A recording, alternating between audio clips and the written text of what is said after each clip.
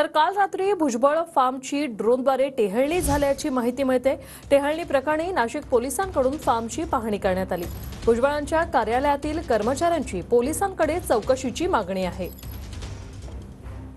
राज्याचे अन्न व नागरी पुरवठा मंत्री छगन भुजबळ यांच्या भुजबळ फार्म या निवासस्थानी ड्रोनच्या माध्यमातून टेहळणी केल्याची माहिती जी आहे ती समोर आलेली आहे। या प्रकरणी भुजबळांच्या काही कार्यकर्त्यांकडून कार्यालयातील कर्मचाऱ्यांकडून अंबड पोलीस ठाण्यात तक्रार देखील दाखल जी आहे ती करण्यात आलेली आहे।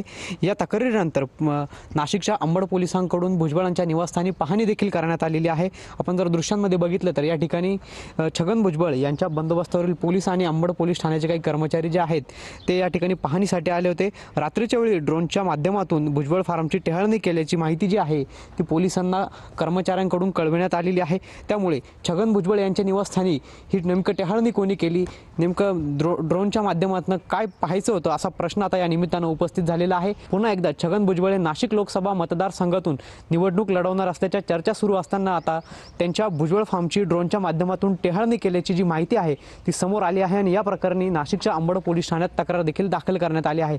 त्यामुळे आता पोलीस तपासात काय निष्पन्न होतं हे पाहणं आता तितकंच महत्त्वाचं ठरणार आहे। पवन येवले, TV9 मराठी, नाशिक।